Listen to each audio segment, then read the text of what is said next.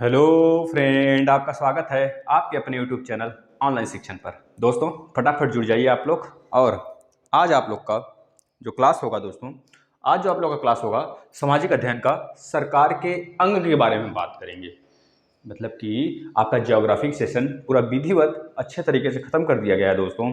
और आपका जो आपका एसएसटी में आपका जो सामाजिक वाला जो आपका इतिहास वाला पोर्शन है वो भी आपका बिल्कुल विधिवत तरीके से ख़त्म कर दिया गया है। जो बच्चे नहीं रेगुलरिटी बनाए रखे हैं, जो बच्चे नए जुड़ रहे हैं, उनसे यही आग्रह है, हमारी इस चैनल का यही आग्रह है कि आप लोग जाकर भैया पिछला क्लास रिवीजन करिए।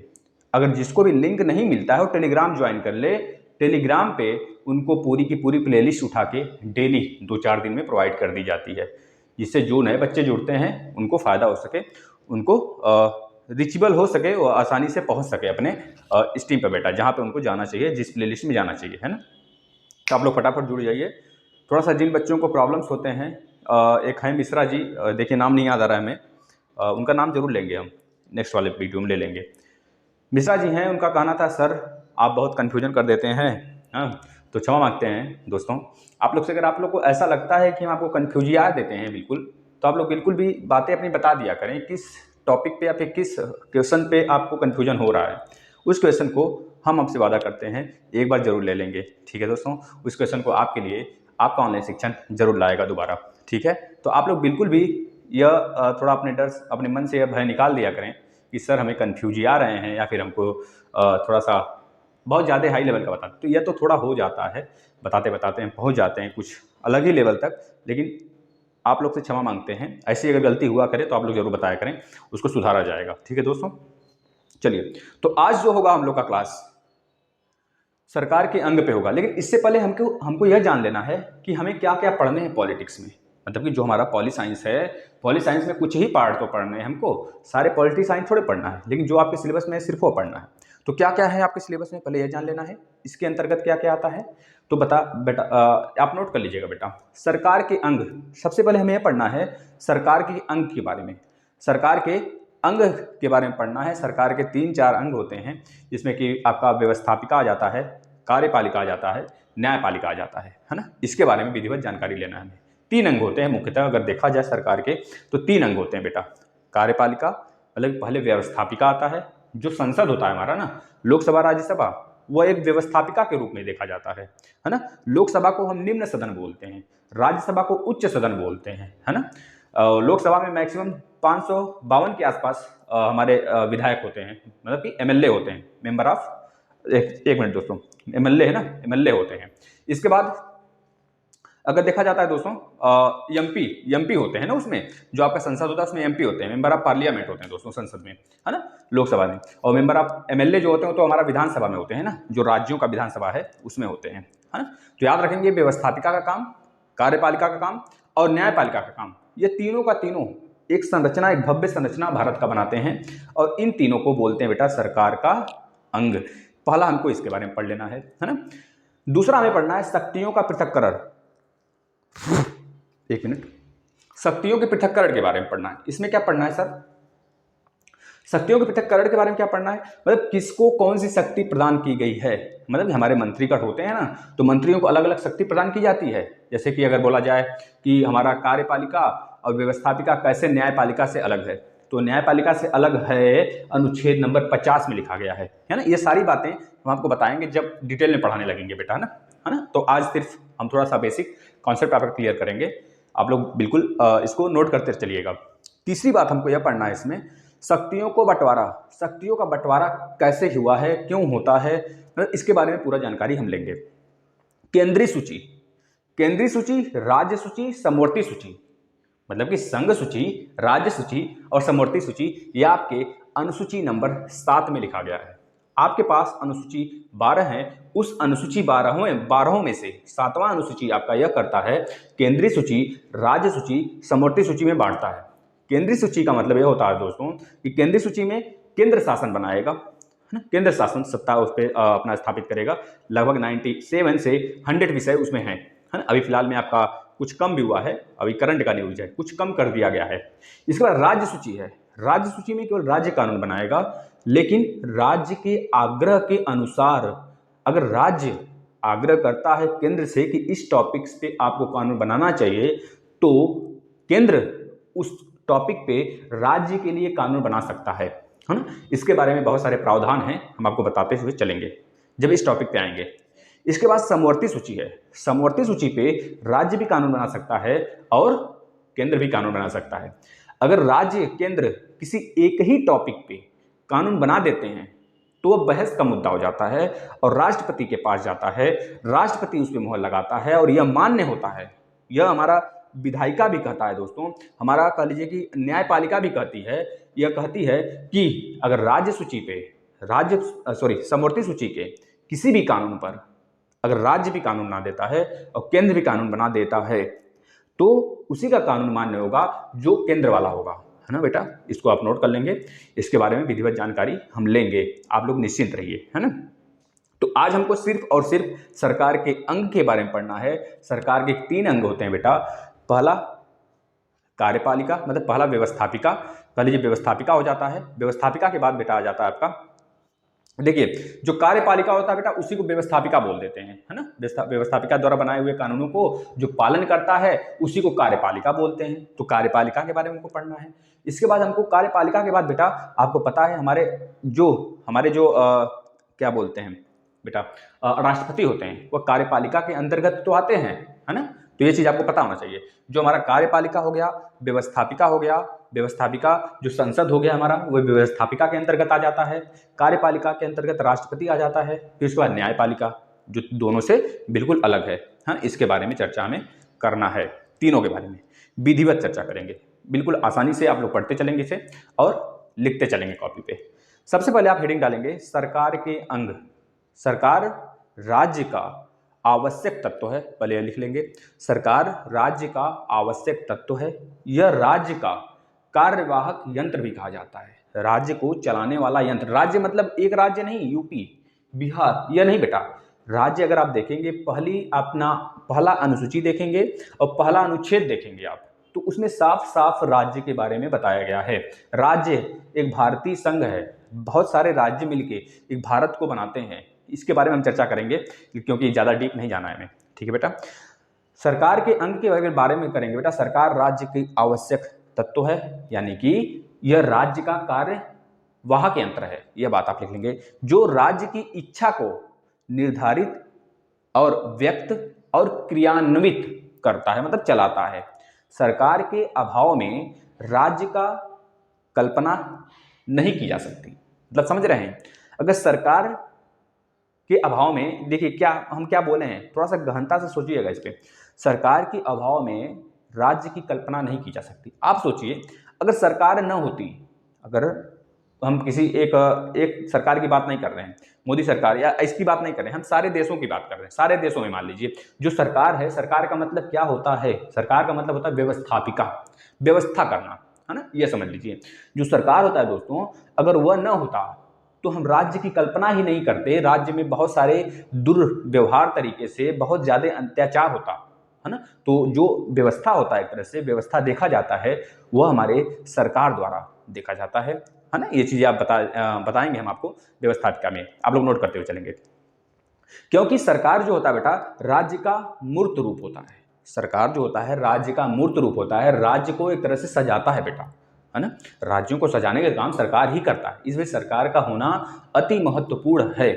सरकार सामान्यतः 3 काम करता है। देखिएगा यहाँ सोचिएगा कौन कौन सा कार्य करता है। पहला लिखेंगे कानून बनाता है।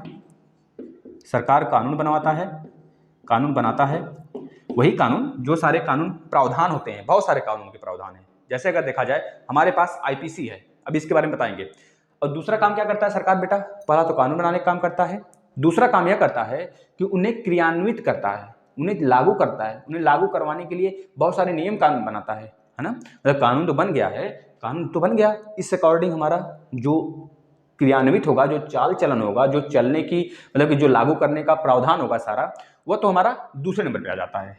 क्रियान्वित करने का काम, क्रियान्वित करने का काम दूसरे नंबर पे होता है। तीसरा काम क्या होता है? जो व्यक्ति उनका पालन नहीं करेगा उनके लिए बहुत ही दृढ़ या फिर दंडित, बहुत ही कह लीजिए कि दृढ़ दंडित करने का सीधा सीधा व्यवस्था किया गया है हमारे सरकार में, हमारे अनुच्छेद में हमारे धाराएं, हमारे पास बहुत धाराएं हैं। आपको पता है धाराएं हमारे पास कितनी हैं? तो बताएंगे 511 धाराएं हैं, जिसमें जो संहिता है हमारे पास, संहिता मतलब अधिनियम मतलब बेटा भारतीय दंड संहिता 1980, भारतीय दंड संहिता 1980 दूसरा है 1860, क्या बोलेंगे? भारतीय दंड संहिता 1860 अगर देखा जाए तो उसमें आपके 23 संहिता है, और 23 संहिता में बेटा आपको अगर मिला दिया जाए 23 संहिता को, उसमें बाल अपराध है, स्त्री अपराध है, बहुत सारे यौन शोषण है, मतलब बहुत सारे अपराधों का उसमें एक तरह से पूरा बंडल है। तो 511 हमारे पास धाराएं हैं। तो ये जो धाराएं हैं बेटा, ये किसमें आ जाता है? तो बोलेंगे जो व्यक्ति इनका पालन नहीं करेगा उनके प्रति दंडनीय अपराध, या मतलब दंडनीय या दंडित करने का पूरा प्रावधान किया गया है। यह लिख सकते हैं 30 नंबर में आप, दंडित प्रावधान के बारे में बात कही गई है। तो कानून बनाना, क्रियान्वित करना और दंडित प्रावधान करना, कब? जब वह नियम कानून को न माने। कोई भी अगर नियम कानून को नहीं मानता है तो उसके लिए दंडित का प्रावधान भी बनाया गया है। उसके लिए हमारे अनुच्छेद में, हमारे भारत सरकार के पूरा अगर संरचना में देखा जाए तो बेटा एक तरीके से बहुत सारे धाराएं हैं, आईपीसी है ना, आईपीसी धाराएं हैं। 1860 अधिनियम के थ्रू 23 देखा जाए तो 23 संहिता हैं। उस 23 संहिता के अंदर 511 धाराएं हैं बेटा, है ना। तो आपको पता होगा जो हमारा दंडनीय या हमारा धारा जो बना था वह लॉर्ड कौन थे बेटा? लॉर्ड मैकाले के समय बना था। एक चीज आप याद रखेंगे, लॉर्ड मैकाले के समय बनाया गया था, लॉर्ड मैकाले के अध्यक्षता में बना था बेटा, है ना। यहां से तो इतनी बातें आप जान गए होंगे। अब आगे चलते हैं, ध्यान से सुनते चलते गया बेटा, ध्यान से सुनते चलिएगा आप लोग। अब देखिए सरकार के अगर बोला जाए 3 कार्य क्या हैं, तो आप बोलेंगे कानून बनाना, उन्हें क्रियान्वित करना, न मानने पर व्यक्ति के लिए दंडित, मतलब व्यक्ति को दंडित करना, यह तीनों हो गया। सरकार के इस कार्य को करने के लिए सरकारी या फिर सरकार के 3 अंग भी हैं। वो तीनों अंग कौन कौन से हैं हमने आपको बता दिया, व्यवस्थापिका, कार्यपालिका और न्यायपालिका। व्यवस्थापिका, कार्यपालिका और न्यायपालिका बेटा, इसको लिख लेंगे, है ना। अब चलते हैं व्यवस्थापिका क्या होता है, ध्यान से सुनते चलेंगे आप लोग। अच्छा व्यवस्थापिका क्या होता है, किसी को पता है? व्यवस्था करना, नाम से ही पता चल रहा है।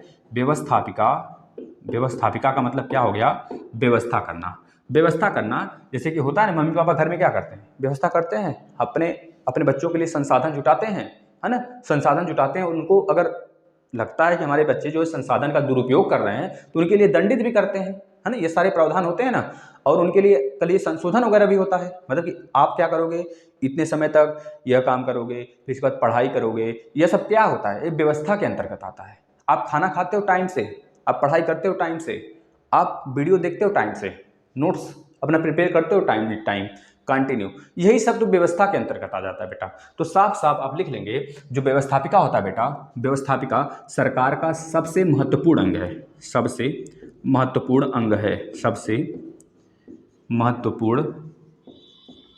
अंग है। किसका? सरकार का सबसे महत्वपूर्ण अंग व्यवस्थापिका होता है। यह जनता का दर्पण भी इसे बोला जाता है। अगर आपसे पूछा जाए जनता का दर्पण किसे बोला जाता है, तो बता देंगे जनता का दर्पण हम व्यवस्थापिका को बोलते हैं। व्यवस्थापिका को जनता का दर्पण बोला जाता है बेटा, मतलब कि आईना बोला जाता है। हमारे संविधान का आईना जो होता है वो हमारा प्रियम्बल होता है, हमारा प्रियम्बल बेटा, इसको आपको पता होना चाहिए, हम बताएंगे आपको, है ना। तो बता देंगे जनता का दर्पण व्यवस्थापिका होता है। और CF एक थे बेटा, CF स्ट्रॉन्ग, एक पर्सन थे CF स्ट्रॉन्ग, ठीक है, के अनुसार अगर देखा जाए आधुनिक संवैधानिक राज्य में सर्वाधिक महत्वपूर्ण अंग व्यवस्थापिका अथवा कानून बनाने वाली संस्था ही होती है। इनके अनुसार बेटा, इन्होंने क्या बोला, जो व्यवस्थापिका होती है, जो कानून बनाने वाली संस्था होती है, वही महत्वपूर्ण एक अंग होती है सरकार की, ठीक है, इसको इन्होंने बोला, इसी के अंतर्गत आ जाता है। इसके बाद सर जो विभिन्न देश हैं, जैसे अनेक देशों में व्यवस्थापिका का अलग अलग नाम है, तो बता देंगे। जैसे रूस में जो व्यवस्थापिका का नाम है बेटा, उसे ड्यूमा बोलते हैं। क्या बोलते हैं? ड्यूमा बोलते हैं, आप इसे लिख लेंगे। स्पेन में व्यवस्थापिका का नाम है उसको बोलते हैं कोर्टेस बोलते हैं। क्या बोलते हैं? कोर्टेस बोलते हैं। इसको आप लिख लेंगे। अगर बोला जाए ब्रिटेन, ऑस्ट्रेलिया, कनाडा, ब्रिटेन आप लिख लेंगे बेटा यूके, यूनाइटेड किंगडम, और ऑस्ट्रेलिया, ऑस्ट्रेलिया और कनाडा बेटा, कनाडा। इन तीनों में जो व्यवस्थापिका का नाम है उसे बोला जाता है पार्लियामेंट। पार्लियामेंट बेटा, पार्लियामेंट बोला जाता है, पार्लियामेंट आप इसे लिख लेंगे, है ना, आप इसे लिख लेंगे पार्लियामेंट। इसके बाद जर्मनी में सर क्या बोला जाता है, हम आपको अनेक बताते हैं, आप लिख लेंगे इसको जर्मनी। जर्मनी में व्यवस्थापिका को जो बोला जाता है उसका नाम है बेटा, जर्मनी में लिख लेंगे बुंडस्टैग। क्या नाम है? बुंडस्टैग, बुंडस्टैग नाम है बेटा। इसके बाद अगर देखा जाए, जर्मनी के बाद देखा जाए जैसे ईरान हो गया, ईरान जहाँ से भारत का, जहाँ पे इसका कैपिटल क्या है, ईरान का तेहरान है ना। तो ईरान, मजलिस बेटा, मजलिस तो इसका नाम है ही। एक और देश है मालदीव, मालदीव जो हमारे भारत का नीचे वाला एक इंडियन ओशियन में भारत से जो बॉर्डर शेयर करता है वाटर वाला, वह मालदीव है बेटा, जो कि एशिया का सबसे छोटा देश है मालदीव। मालदीव, मालदीव एक छोटा सा आइलैंड है बेटा इंडियन ओशियन में, इसको याद रखेंगे। मालदीव और ईरान के संसद का नाम है मजलिस। क्या नाम है सर? मजलिस नाम है सर। ठीक है सर, चलिए आगे चलते हैं सर। इसके बाद अगर और देखते हैं तो बता देंगे जापान में क्या बोलते हैं। देखिए रूस वाला और जापान वाला आप याद कर लेंगे। जापान में बोलते हैं, जिसे रूस में ड्यूमा बोलते हैं, इसी के नाम से मिलता जुलता है जापान का, जिसे बोलते हैं डायट। डायट बोलते हैं बेटा, आप इसे याद कर लेंगे। डायट आप लोग का डायट नहीं, ये दूसरा डायट है। इसके संसद का नाम है जापान में, इसके जापान के व्यवस्थापिका का नाम है बेटा डायट, याद रखेंगे, है ना इस चीज़ को। इसके बाद और देखा जाए, जैसे कि अगर बोलें अमेरिका में क्या बोलते हैं सर, अमेरिका का तो मोस्ट इंपॉर्टेंट है बेटा, अमेरिका में बोलते हैं कांग्रेस। कांग्रेस बोलते हैं, कांग्रेस बोलते हैं, कांग्रेस। हमारे यहाँ तो कांग्रेस एक पार्टी है, लेकिन वहाँ पे कांग्रेस उसके व्यवस्थापिका को बोलते हैं बेटा, याद रखेंगे। जैसे चीन है, चीन का भी जो जानना जरूरी है, तो चीन को भी जान लीजिए। चीन के व्यवस्थापिका को क्या बोलते हैं सर, तो बता देंगे नेशनल पीपुल्स कांग्रेस बोलते हैं, नेशनल्स पीपुल्स कांग्रेस बोलते हैं बेटा, इस चीज़ को लिख लेंगे सर। अच्छा बता दीजिए सर, इसमें नेपाल में क्या बोलते हैं, तो नेपाल में जातीय संसद बोलते हैं, जातीय संसद बोलते हैं सर। नॉर्वे में सर क्या बोलते हैं, नॉर्वे में क्या बोलते हैं सर, ये लिख लीजिए बेटा, आपके एग्जाम में आ सकता है यहाँ से क्वेश्चन, आपके सिलेबस में है, इस वजह से बताया जा रहा है आपको। नॉर्वे में क्या है सर, नॉर्वे को बोलते हैं स्टोर्टिंग। क्या बोलते हैं सर? स्टोर्टिंग बोलते हैं, स्टोर्टिंग बोलते हैं, स्टोर्टिंग बोलते हैं, स्टोर्टिंग। अगर बोला जाए बांग्लादेश को क्या बोलते हैं सर, बांग्लादेश में व्यवस्थापिका को क्या बोलते हैं, तो बांग्लादेश में जो व्यवस्थापिका है उसका नाम है बेटा, उसका नाम आप बता देंगे, उसका नाम है जाति, एक मिनट बेटा, नेपाल का जातीय संसद काट दीजिएगा, नेपाल में जातीय संसद नहीं बोलता है, बोला जाता है वहाँ पे दूसरा कुछ नाम उसका है। नेपाल में अगर देखा जाए बेटा, तो नेपाल में जो बोला जाता है, तो आप बता देंगे जो नेपाल का होता है वो राष्ट्रीय पंचायत होता है। क्या होता है? राष्ट्रीय पंचायत होता है। लेकिन अगर बांग्लादेश में बोला जाए तो जातीय संसद बोलेंगे, जातीय संसद। नेपाल में राष्ट्रीय पंचायत और बांग्लादेश में जातीय, जातीय बेटा क्या बता देंगे, जातीय संसद, जातीय संसद। थोड़ा सा मिस्टेक हो गया था तो आप इसको सुधार लेंगे, है ना, क्योंकि बांग्लादेश में थोड़ा सा हमेशा इस चर्चा में रहते हैं नेपाल वगैरह ना, तो आप लिख लेंगे यहाँ का राष्ट्रीय, यहाँ इसको बोलते हैं राष्ट्रीय पंचायत, राष्ट्रीय पंचायत बोलते हैं। ठीक है, यहाँ के व्यवस्थापिका को। इतनी बातें अगर आप लिख लेते हैं बेटा, तो यहाँ से जितने भी क्वेश्चन बनेंगे हमारे साथी उसे फोड़ कर आएंगे। ठीक है ना, चलिए और जान लेते हैं व्यवस्थापिका के बारे में थोड़ा सा। व्यवस्था आप लोग देखिए, आप लोग जोश के साथ पढ़ाई करेंगे बेटा ना, बहुत ही मजा आएगा, क्योंकि यह आपको पढ़ना जरूरी है। आप अगर विद्यार्थी हैं तो विद्यार्थी लाइफ में पढ़ना ही पड़ेगा आपको। अगर विद्यार्थी नहीं भी हैं, भारत के नागरिक हैं ना, तब भी आपको ये सारी चीज़ें जानना चाहिए, क्योंकि आप नागरिक हो।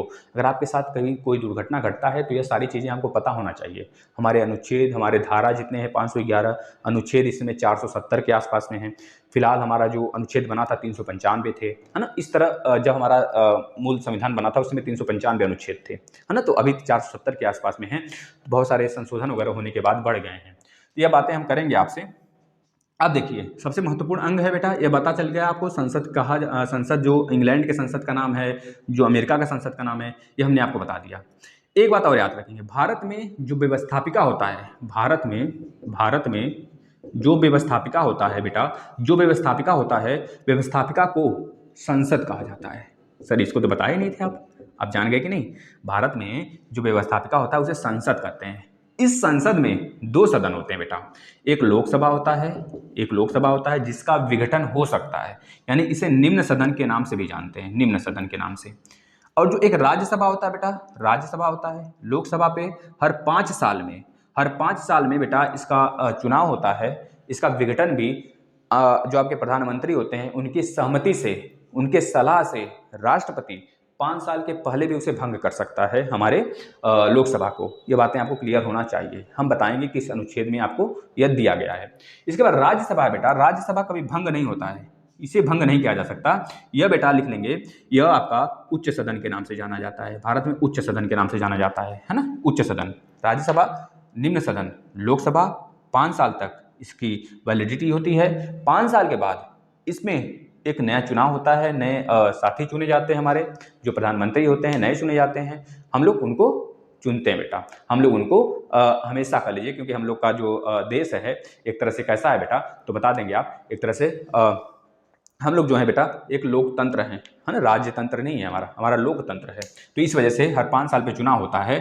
5 साल के पहले भी लोकसभा भंग हो सकता है। उसे बोला जाता है, क्या बोला जाता है, अध्यादेश जारी करके प्रधानमंत्री के सलाह से राष्ट्रपति उसे भंग कर सकते हैं बेटा, है ना। यह बहुत ही रेयर केस में होता है, या फिर बहुत चुतियापा कर लीजिए इसे जब होता है तो बेटा, है ना। अब राज्यसभा के बारे में जान गए, लोकसभा के बारे में जान गए आप, ठीक है बेटा। जैसे कि अगर राज्यों में देखा जाए, राज्य में क्या होता है बेटा, विधानसभा और विधान परिषद होता है। जैसे लोकसभा होता है उच्च सदन केंद्र में, उसी तरह विधानसभा होता है, सॉरी, लोकसभा निम्न सदन होता है जैसे केंद्र में, उसी तरह आपका विधानसभा होता है निम्न सदन राज्य में बेटा, हर राज्य में।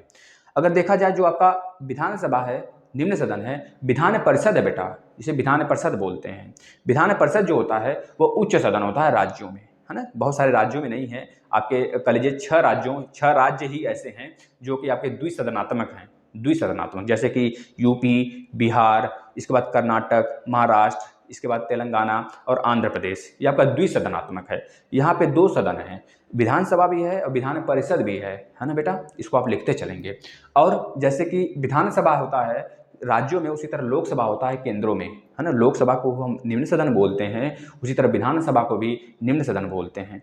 राज्यसभा को उच्च सदन बोला जाता है, उसी तरह विधान परिषद को भी उच्च सदन बोला जाता है बेटा। इसको आप लिख लेंगे और यहाँ से क्वेश्चन बनते हैं बेटा, है ना। और एक चीज़ ध्यान रखेंगे, जो लोकसभा के जैसे कि चलिए इसको नेक्स्ट हम बता देंगे, आप घबराइए नहीं, आगे चलते हैं।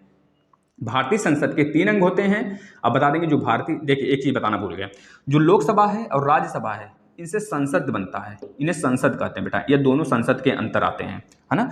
लेकिन अगर आपसे बोला जाए जो भारतीय संसद है उसके कितने अंग हैं, तो बोलेंगे बेटा इसके अंतर्गत हमारा कार्यपालिका भी आ जाती है। कार्यपालिका मतलब कि राष्ट्रपति ही कार्यपालिका के एक कह लीजिए कि अप्रत्यक्ष दर्शन है।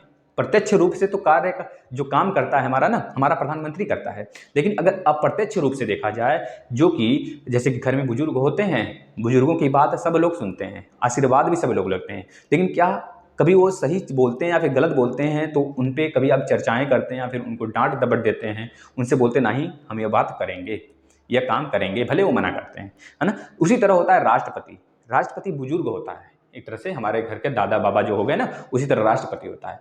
प्रधानमंत्री की सलाह से काम करता है। अगर प्रत्यक्ष रूप से देखा जाए हमारे देश का जो हेड होता है ना, प्रधानमंत्री ही होता है, लेकिन सबसे पहला जो नागरिक माना जाता है राष्ट्रपति को माना जाता है। तो इसी तरह भारतीय संसद में 3 अंग हैं। कौन कौन से? लोकसभा, राज्यसभा और राष्ट्रपति जी हैं बेटा, राष्ट्रपति जी हैं। इसको आप नोट कर लेंगे। एक चीज और नोट करेंगे बेटा, व्यवस्थापिका का सबसे बड़ा महत्वपूर्ण कार्य कानून बनाना होता है। जो व्यवस्थापिका होता है इसका सबसे महत्वपूर्ण काम जो होता है कानून बनाना होता है बेटा। कानून बनने के बाद संसद में विधेयक प्रस्तावित किया जाता है, उन पर बहस की जाती है और फिर संशोधन, फिर जाके उसमें मतदान के बाद राष्ट्रपति की अनुमति से विधि बनाने की प्रक्रिया पूर्ण होती है। जैसे अगर कोई, जैसे CAA हो गया, सिटीजन अमेंडमेंट एक्ट, तो उसे एक्ट हम कब बोलें? जब कैब आ गया, मतलब CAB, सिटीजन अमेंडमेंट बिल पहले आया। उस बिल पे बहुत ज़्यादा चर्चाएं हुई हमारे संसद में, कोई नहीं माना, विपक्षी उस पर विरोध किए, उस पर कह लीजिए मतदान हुआ, हमारी जो लोकसभा मतलब कि हमारी जो इस समय पार्टी है कार्यरत है वो जीत गई और उस पर कानून बन गया। कानून बनने के बाद जब राष्ट्रपति का मुहर लगता है तभी कानून बनता है, और उसे एक्ट बोलते हैं तभी। उसके पहले वो बिल होता है, वो प्रस्तावित होता है, वो विधेयक होता है, एक तरह से कह लीजिए वह प्रस्तावित होता है हमारे संसद में। वहाँ पे चर्चाएं होती हैं, संशोधन होता है, फिर मतदान होता है, फिर जाकर राष्ट्रपति अपना अनुमति देता है। उसे जब पारित हो जाता है तब अनुमति देता है, उसके बाद वो विधि बन जाता है ना। ये बात आपने याद कर लेंगे बेटा। कानून बनाने के साथ साथ व्यवस्थापिका जो होती है राष्ट्रपति की अर्थव्यवस्था, मतलब कि एक मिनट बेटा।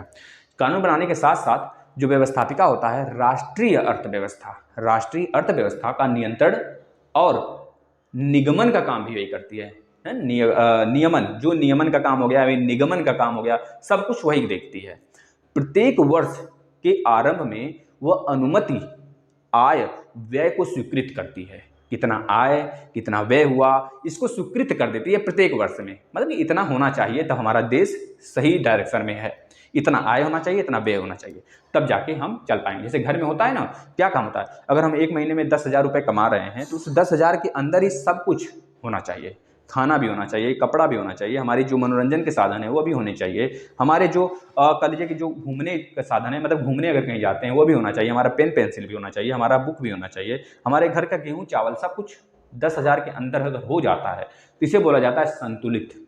मतलब कि जो राष्ट्रपति होता है आय व्यय का स्वीकृति प्रदान करता है बेटा। बिना संसद के अनुमति के सरकार एक पैसा भी खर्च नहीं कर सकती, चाहे वो हमारे राष्ट्रपति ही क्यों ना हो। लेते हैं अनुमति, है ना, इनडायरेक्टली लेते हैं, मतलब डायरेक्टली लेते हैं और इनडायरेक्टली लगता है हम लोग को कि राष्ट्रपति ही सब कुछ देखता है, लेकिन ऐसा कुछ नहीं होता है। राष्ट्रपति तो एक पिद्दी होता है बेटा, है ना, राजा का कह लीजिए कि एक तरह से मंत्री होता है और उस तरह काम होता रहता है। रियल में देखा जाए तो हमारे जो राजा हैं, राष्ट्रपति का ही पद पहले राजा का पद हुआ करता था, है ना, याद रखेंगे। मंत्री का पद पहले, जो प्रधानमंत्री है वो मंत्री का पद हुआ करता था, लेकिन अब जो रियल कार्यभार है सब कुछ प्रधानमंत्री के हाथ में है। संसदीय शासन प्रणाली में व्यवस्थापिका अविश्वास प्रस्ताव, निंदा प्रस्ताव, प्रश्न पूछकर और कह लीजिए कि बहुत सारे माध्यम होते हैं, उनके माध्यम से कार्यपालिका पर नियंत्रण रख पाती है ना। ये चीज याद रखेंगे, नियंत्रण रखने का काम भी बहुत जरूरी है। व्यवस्थापिका 3 काम करती है बेटा, पता है क्या क्या? न्यायिक कार्य करती है, निर्वाचन संबंधित कार्य करती है। निर्वाचन संबंधित जैसे अगर कार्य कहें बेटा, जैसे कि कह लीजिए कि आपका जो आपके मंत्री हैं, बहुत सारे मंत्रिमंडल है ना आपका, मंत्रिमंडल में जिसको किसी को आपको बनाना है कानून मंत्री बनाना है, किसी को विदेश मंत्री बनाना है, किसको आपका गृह मंत्री बनाना है, किसको आपका वित्त मंत्री बनाना है, यह सारी चीज़ें तय करते हैं और उसके अकॉर्डिंग उनके कहे जाने पर राष्ट्रपति ही उनको शपथ दिलाते हैं। ठीक है बेटा। संविधान संशोधन संबंधित पूरे कार्य भी हमारा संसद ही करता है ना बेटा, ये बातें नहीं। अब कार्यपालिका के बारे में थोड़ा जान लेते हैं। कार्यपालिका सर क्या होता है?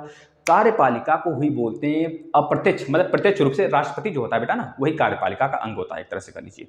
कार्यपालिका और व्यवस्थापिका ये तो मिल सकते हैं, लेकिन न्यायपालिका कभी नहीं मिल सकता। अगर न्यायपालिका मिल जाता है तो एक तरह से बेटा अगर देखा जाए हमारे भारत में जो कार्य होंगे वो कैसे कार्य होंगे पता है?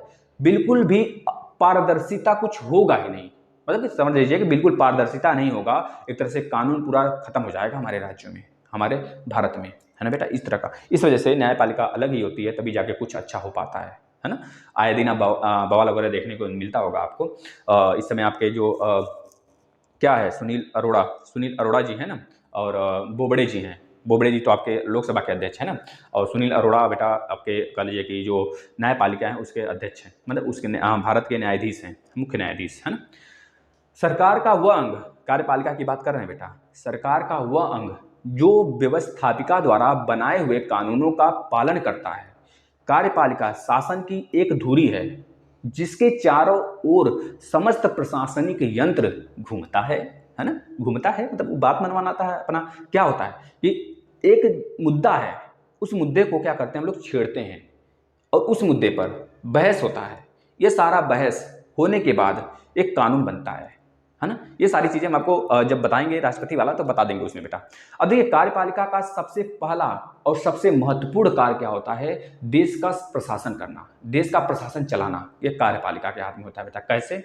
आंतरिक शांति और व्यवस्था बनाए रखना चाहिए। और वह प्रमुख कार्य है जो आंतरिक, बहुत सारे प्रमुख कार्य, जैसे कि आंतरिक शांति हो और आंतरिक जितने भी अव्यवस्था हुए हैं उसको कम करे, जिसके लिए सरकार क्या करती है बेटा? स्थापना स्थापना मतलब उसके लिए बहुत सारे नियम कानून सरकार बनाती है ना, जो हमारा व्यवस्थापिका होता है वो कानून नियम कानून बनाता है। इसके बाद बेटा देश की सीमाओं, जो देश की सीमा है उसकी सुरक्षा करना, विदेशों के साथ अच्छे संबंध बनाए रखना, है ना, इन्हीं का साइन होता है, इन्हीं का मोहर लगता है। नाम से जाते हैं हमारे प्रधानमंत्री, लेकिन काम सारा होता है हमारे राष्ट्रपति के नाम बेटा। काम तो करेंगे हमारे प्रधानमंत्री, नहीं फीता काटना हुआ तो पहुंच जाएंगे राष्ट्रपति, है ना। तो इस तरह होता है ना, एक तरह से अप्रत्यक्ष शासन होता है उनका। प्रत्यक्ष शासन तो पूरा प्रधानमंत्री का होता है।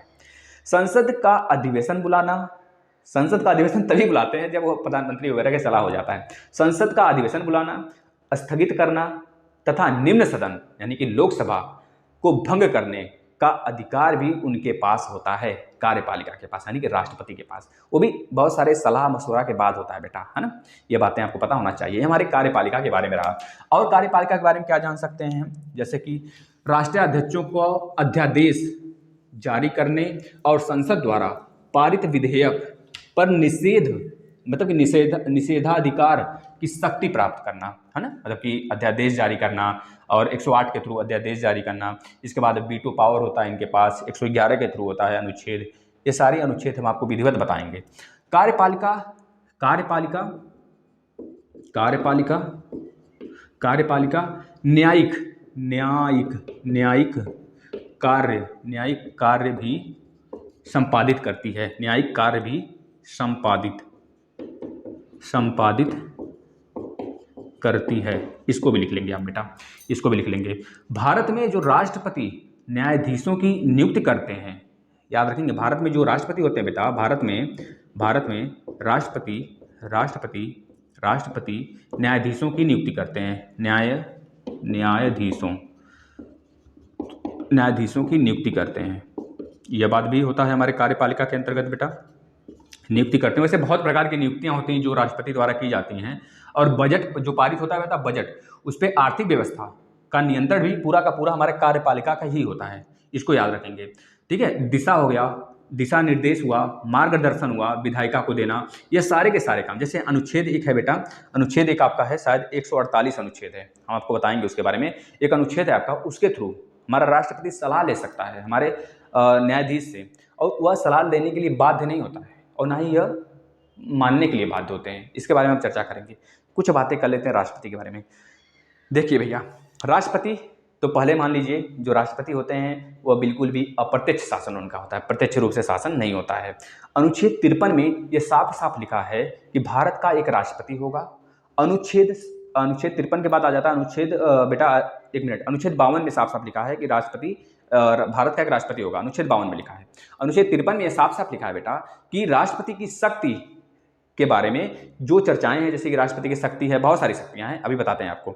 इसके बाद अनुच्छेद 54 में यह लिखा है बेटा, अनुच्छेद 54 में यह लिखा है राष्ट्रपति का निर्वाचन किस आधार पर या फिर संबंधित सारी बातें लिखा हुआ है। जैसे कि राष्ट्रपति का जो चुनाव होगा वह निर्वाचक मंडल, केवल उसमें निर्वाचक मंडल ही भाग लेती है हमारी, जैसे कि लोकसभा का निर्वाचक मंडल, राज्यसभा का निर्वाचक मंडल, विधानसभाएं जो होती हैं उनके निर्वाचक मंडल बेटा, दिल्ली और पुदुचेरी जो आपके 2 यूनियन टेरिटरीज हैं, जो 2 केंद्र शासित प्रदेश हैं, वहाँ के निर्वाचक मंडल प्लस विधानसभा के निर्वाचक मंडल, मतलब कि केवल निर्वाचित सदस्य ही भाग ले सकते हैं, यह बातें लिखा गया है।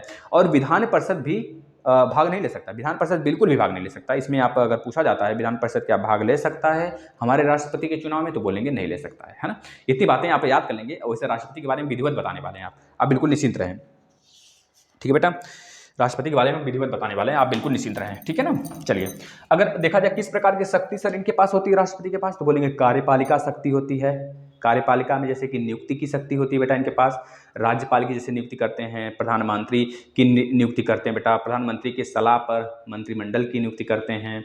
इसके बाद राज्यपाल की नियुक्ति वो राज्यपाल की नियुक्ति तो यही करते हैं, लेकिन उनको शपथ जो दिलाते हैं ना, हमारे कह लीजिए कि जो शपथ दिलाने का काम होता है ना, जैसे कि राष्ट्रपति को जो शपथ दिलाते हैं हमारे मुख्य न्यायाधीश दिलाते हैं, लेकिन अगर बोला जाए जो राज्यपाल होते हैं उनको शपथ कौन दिलाता है, तो बोलेंगे जो हमारा हाई कोर्ट होता है उसके न्यायाधीश दिलाते हैं बेटा, है ना। जो उच्च न्यायालय होता है, उच्चतम न्यायालय नहीं, उच्च न्यायालय के न्यायाधीश जो होते हैं वह शपथ दिलाते हैं बेटा, याद रखेंगे। जैसे कि आपका अगर और देखा जाए विधायी शक्तियाँ इनके पास होती हैं। विधायी शक्तियाँ जैसे संसद का अभिन्न अंग हो गया, और कोई विधेयक राष्ट्रपति अगर पारित करता है यह शक्ति हो गया। हस्ताक्षर के बाद ही कोई कानून बनता है, यह भी एक विधायी शक्ति के अंतर्गत आ जाता है।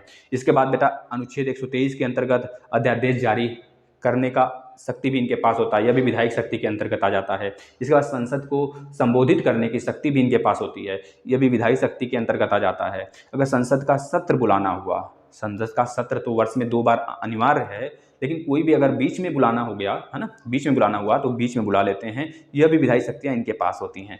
वित्तीय शक्ति इनके पास होती है, न्यायिक शक्ति इनके पास होती है। अनुच्छेद 72 आप जानते होंगे, जिसमें कि क्षमादान की शक्ति के बारे में बात किया गया है, यह भी शक्ति इनके पास है। सैन्य शक्ति इनके पास है, सारी सेनाएं, जो तीनों सेनाएं हैं हमारी, थल जल और वायु, ये तीनों सेनाओं के सबसे मुख्य जो सेनापति होते हैं वो यही होते हैं बेटा, राष्ट्रपति होते हैं। शांति की घोषणा करना, युद्ध का आगाज करना, सब सैन्य शक्ति के अंतर्गत आ जाता है। इसके बाद आपात शक्ति होती है। आपात मुख्य 3 शक्तियां हैं, 352, 356, 360।